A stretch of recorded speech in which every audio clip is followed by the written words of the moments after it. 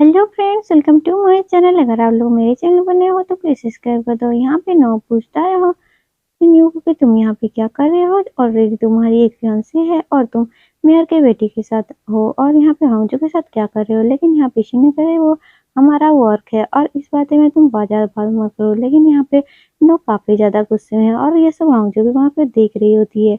और यहाँ पे हमजो उन दोनों को फाइनली रोक देती है झगड़े करने से। और वो सब सब कुछ यहाँ पे नो को बता देती है। लेकिन वो पहले तो इस बात में यकीन नहीं करता कि ये सब एक ड्रिंक की वजह से हुआ है। लेकिन वो कहता है कि अगर ये सब रियलिटी है या फैंटेसी दुनिया, तुम लोग क्या सोच रहे हो। लेकिन यहाँ पे वो कहता है कि देखो, अगर तुम कैसे यकीन नहीं कर रहे, और कहता है मैं ही इसका सबूत हूँ। और वैसे भी मैं हंगजो के पास बैठा हूँ, मैं काफी ज्यादा खुश हूँ। फिर उसके पास भी जाके बैठ जाता है और कहता है देख रहे हो ना इसकी कंडीशन। तो वहां पे बताता है कि जो उसने ये बुक लिखा है वो सच में एक असली इंसान है, और उस टाइम का भी बता देता है। और ये मैं बिलीव नहीं कर रहा हूँ जो कहता है, और उसे दिखाने लगता है। तो कहता है कि नो ठीक है, फाइनली मैं मान जाता हूँ। और कहता है कि ठीक है, हम अभी से चेक करेंगे। तो हम यहाँ पे राजी हो जाती है। लेकिन यहाँ पे सीनियर राजी नहीं होता, लेकिन कहता है नो कि अभी अगर ये प्रूव हो जाएगा तो तुम यहाँ से चले जाओगे, तुम्हारा रिलेशन खत्म हो जाएगा। तभी हम देखते हैं हम जो चली जाती है। पहले वो ढूंढती है कि वो किस मंत्र को प्रयोग करे, और फाइनली वो फेयर स्किन वाले मंत्र को चुनती है। बाहर बैठा था सीनियो, काफी ज्यादा ठंड होने की वजह से वो फाइनली ना जाने चाहते हुए भी नो के घर पे जाता है। जैसे सीढ़ियां उसके ऊपर जाती देखता है, वो ढूंढने लगता है। लेकिन हम जो ऊपर पूजा कर रही होती है, और फाइनली वो पूजा करने लगती है। बाहर देखता है, वो बार बार घड़ी देख रहा होता है सिन्हू। तो यहाँ पे नो कहता है तुम ज्यादा वही वरीड हो रहे हो। लेकिन वो कहता है मैं तो नया लिया हूँ घड़ी, इसीलिए देख रहा हूँ। लेकिन वो कहता है ये तो एक हफ्ते पहले ही मैंने देख लिया है, और वैसे भी तुम लॉस को से ग्रेजुएट हो, इस बारे में तुम कैसे ऐसे कुछ स्पेल वाली बातें को यकीन करती हो। लेकिन तभी देखते हैं यहाँ पे जो है उसने पूजा खत्म कर लिया है। तभी लाइट ऑफ ऑन होने लगती है और लाइट फाइनली चली जाती है। तो जैसे ही आती है वो नो को कॉल करती है और ऊपर बुलाती है। तो वो दोनों भागे हुए पहुंचते हैं। यहाँ पे उन दोनों में तो कंपटीशन चल रहा है कि आगे अंदर कौन जाएगा। ये तो काफी ज्यादा फनी है। उसके बाद फाइनली हम देखते हैं अंदर आ जाते हैं। टॉम एंड जेरी की तरह ये दोनों लड़ाई कर रहे होते हैं। तभी वो बताती है कि ये क्या फील हो रहा है। तो वो कहता है कि पहले पता नहीं चल सकता। उसके बाद वो कहती है कि फेयर स्किन वाला मैंने योग किया है। तभी वो कहता है कि ये सब कुछ भी नहीं है, और वैसे भी तुम्हारे ऊपर कुछ भी अच्छा नहीं लग रहा। लेकिन यहाँ पे शिनू कहता है तुम और भी ज्यादा प्रिटी हो गई हो। लेकिन नो कहता है अभी भी यहाँ पे दाग है। तो फाइनली वो मान जाती है कि ठीक है कि ये मंत्र काम नहीं कर रहा। तभी वो उसका चेहरा लाल हो जाता है ये सुनते ही, नो की बातें सुनते ही। तभी वो कहती है तुम ब्लश क्यों कर रही हो।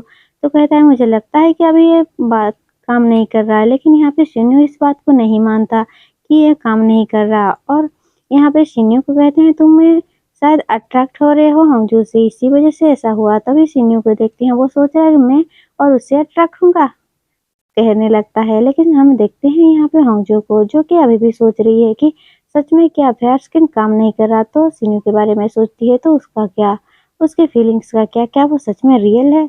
वो तो पागल ही हो जाएगी ये सोचती है ये क्या हो रहा है। तभी देखती है नो का मैसेज आता है। वो उसे छत पे बुलाता है, और जैसे ही वो ऊपर जाती है वहां पे उसने बहुत ही ज्यादा डेकोरेट किया हुआ है उन दोनों के लिए। वो तो काफी ज्यादा उसकी बातें सुन के ब्लश करने लगती है। तो वो कहता है कि तुम इसे मजाक समझ रहे हो। लेकिन वो कहता है ऐसा कुछ भी नहीं है। तभी वो कहता है मैं खुश हूँ कि तुमने मेरे लिए सब किया था। और वो काफी ज्यादा हैप्पी है। और वो कहता है दोनों को बहुत ही अच्छा टाइम स्पेंड करते हैं एक साथ। उसके बाद हम देखते हैं कि यहाँ पे जो शिन्यू है वो डॉक्टर के पास आया हुआ है और उसकी बीमारी के बारे में भी पूछता है। तो यहाँ कहते हैं कि डॉक्टर मान जाते हैं कि हाँ ऐसा हो सकता है कि तुम किसी को पसंद करो।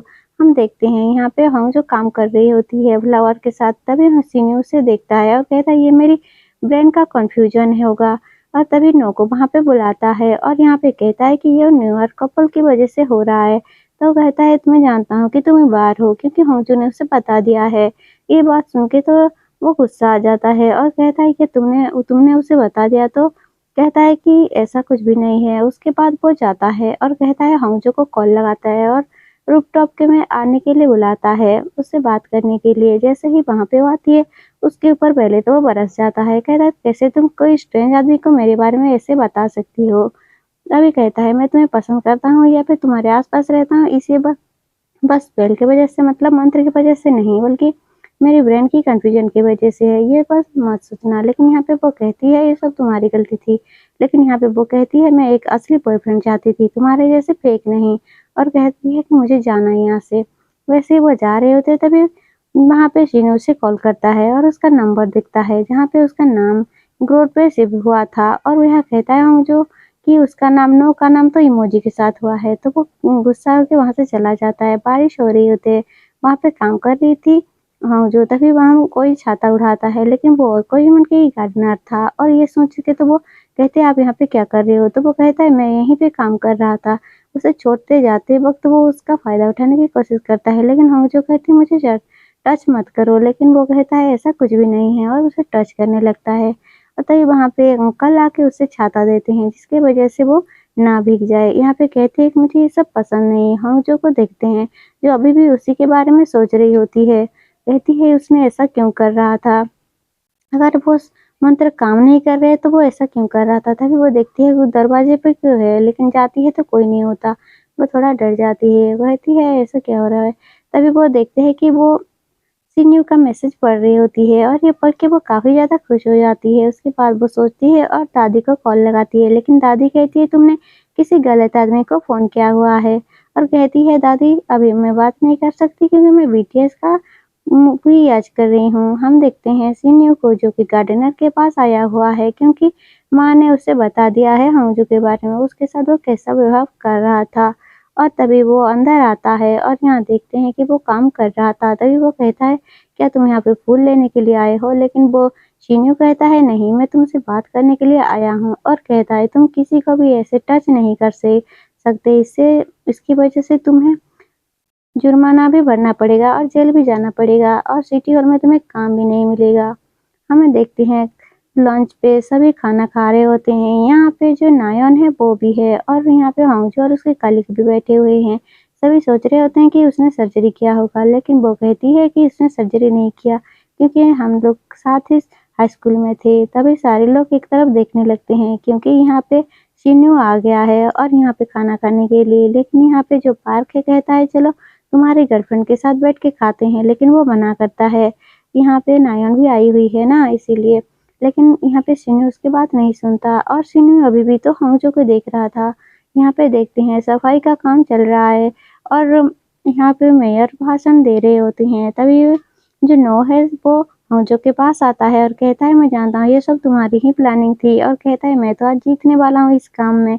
लेकिन उसे देख के तो हंगजू हंसती है और कहती है तुम कभी नहीं जीत सकते। और वो खुद करके दिखाती है कि कैसे करना है और वो दोनों काफ़ी ज़्यादा खुश लग रहे थे। तभी पार्क कहता है देखो वो दोनों कितने ज़्यादा खुश लग रहे हैं और जो आगे से बहुत ही ज़्यादा प्रिटी लग रही है, ऐसा क्यों। लेकिन यहाँ पे सिन्यू कुछ भी जवाब नहीं देता और देखते हैं हम जो फाइनली वो लोग सभी साफ करने लगते हैं कूड़ा। यहाँ पे हम देखते हैं वो को जो कि सिन्यू की मॉम को टिकट देता है मीटर शावर का। लेकिन उसकी मॉम कहती है ये सब क्या मेरे लिए था, लेकिन हाँ लेती है। उसके बाद हम देखते हैं यहाँ पे शिन्यू और उसके कलीग जो हैं वो पार्टी कर रहे होते हैं। तभी वो पूछते हैं तुम शिन्यू के बारे में क्या सोचती हो। तो वो उससे सोचती है, लेकिन तभी उसने ब्लश करने लगती है। तो कहते हैं तुम ब्लश कर रही हो, लेकिन वो कहती है ऐसा कुछ भी नहीं है। उसके बाद सभी लोग मिल के बहुत ही ज़्यादा एंजॉय करते हैं पार्टी। सारे लोग काफ़ी ज़्यादा ड्रंक थे, लेकिन वो दोनों कलीग उसके एक गाड़ी में चले जाते हैं। तो वो सोच रही होती है कि मैं कब कैब बुक करती हूँ, लेकिन तभी वो बहुत ही ज़्यादा ड्रंक वजह से कुछ नहीं जान पा रही होती है। तभी वहाँ पे शिन्यू को देख के शॉक हो जाती है और कहती है शॉकिंग तुम्हारा निकनेम पड़ गया है ना। और तभी वो गिरने वाली थी, लेकिन शिन्यू बचा लेता है। लेकिन वो कहती है तुम मेरे नहीं हो तो ऐसा मत करो और फाइनली तुम्हें कंग्रेचुलेशन कहती है। और कहती है सारे लोग तुमसे काफ़ी ज़्यादा जेलस फील कर रहे हैं, लेकिन वो अपना मोबाइल नहीं ढूंढ पा रही होती है। तो कहती है मेरा मोबाइल खो गया है शायद ऑफिस में या फिर रेस्टोरेंट में, क्या तुम कॉल कर दोगे। तभी वो कॉल करता है और देखता है कि वो मतलब उसका मोबाइल मिल जाता है। तो कहती है ये मेरा फेवरेट नाम था, लेकिन तुम वैसे नहीं हो गए कि उससे गाली देने लग रही थी। तभी वो कहती है उसको कॉल कर लगाती है और कहती है कि दिखाओ मैं देखती हूँ तुमने मेरा नाम किस नाम पे सेव किया है। और वो उसे उसके मोबाइल को छीन ही लेती है और देखती है कि उसमें सिविल सर्वेंट लिखा था। तो वो ये देख के उसे काफ़ी ज़्यादा बुरा लगता है। कहती है क्या तुमने मेरे नाम को भी नहीं सेव किया? मेरे डैड ने बहुत ही अच्छे तरीके से मेरा नाम दिया था जिसका नाम है बिग मॉर्निंग उसका मतलब। और वो तो बस स्टॉप पे ही सो गई थी क्योंकि उसने काफ़ी ज़्यादा ड्रंक किया हुआ है। लेकिन सिन्यू अभी तक नहीं गया, उसके पास ही था। और वो कहती है तुम यहाँ पे क्यों हो? लेकिन वो कहता है कि मैं तुम्हारे लिए काफ़ी वरीड था। और उसे ड्रिंक भी देता है और कहता है कि ये सब स्पेल की वजह से नहीं है या फिर कुछ और, तुम कल एक्सक्यूज दे रहे हो और मुझे कंफ्यूज कर रहे हो। तुम बहुत ही ज़्यादा मीन हो, कहने लगती है सिन्यू को। लेकिन वो कहता है ये तुम क्यों कह रही हो और ऐसा। लेकिन वो कुछ भी नहीं कहती। और यहाँ पे हम सुबह को देखते हैं जो कि यहाँ पे नायन भी उनके घर पे आई हुई है सिन्यू के। और उसने डैड ने वेडिंग डेट भी फिक्स कर दिया है। तो यहाँ पे कहता है ये सब क्यों मुझे बिना बताए। हम देखते हैं यहाँ पे होंजो को, वो आज काफ़ी ज़्यादा तैयार हो रही है। किस वजह से? क्योंकि वो नो के साथ डॉग शेल्टर जाने वाली है और वो दोनों काफ़ी खुश लग रहे हैं। यहाँ पे एक नया सा डॉग आया था जो कि उसका नाम नहीं दिया गया था। तो यहाँ पे होंजो उसका नाम दे देती है बोंगिल और वो बोंगिल बोंगिल कहने लगती है। वो दोनों काफ़ी खुश थे। उसके बाद वो नो का बनाया हुआ खाना खाती है, कहती है बहुत ही ज़्यादा टेस्टी है, तुम अमेजिंग कुक हो। तभी वो कहता है कि तुम एक किस तरह का इंसान हो? तो वो कहती है तुम काफ़ी ज़्यादा कंफर्टेबल हो। लेकिन वो कहता है मैं वैसे कंफर्टेबल नहीं रहना चाहता, मैं जैसा चाहता हूँ कि तुम मेरे लिए स्पेशल फील करो। लेकिन वो ब्लश नहीं करती। तो कहता है मैं डिसअपॉइंट हो गया। उसके बाद हम देखते हैं नायोन उनके घर पे गई हुई थी। उसके डैड पूछते हैं सिन्यू को क्या तुम बीमार हो? तो वो कहता है मुझे बिना बताए आप कैसे डिसाइड कर सकते हो? लेकिन वो उसके डैड कहते हैं नायन को पता है। तभी नायन को कोई मैसेज आता है और वो कहती है कि मुझे अब जाना पड़ेगा और वहाँ से निकल जाती है। और सिन्यू उसके साथ आता है। वो कहता है क्या अर्जेंट है? तो वो फोटो दिखाती है उसकी और होंजो की फोटो दिखाती है और कहती है ये सब क्या है, ये क्या चल रहा है होंजो के साथ और तुम्हारा होंजो का क्या चल रहा है। तो उसी समय होंजो को देखते हैं, वो अभी नो के बारे में सोच रही थी और कहती है शायद मेरी फेयर स्किन वाली मंत्र काम कर रहा है या फिर नहीं। और तभी वो बाहर आती है और नयन का कॉल देखती है। और जैसे ही वो बाहर आती है तो नयन को पूछती है यहाँ पर क्या कर रही हो? तो लेकिन नयन तो यहाँ पे उसे चाटा ही लगा देती है और बिना बताए ही। और यहाँ पे कहती है तुम मेरे पीठ पीछे क्या कर रही हो? लेकिन वो पूछती है तुमने मारा क्यों? और तभी कहती है सिन्यू के साथ तुम्हारा क्या चल रहा है? हक कर रही हो, किस कर रही हो उसके साथ?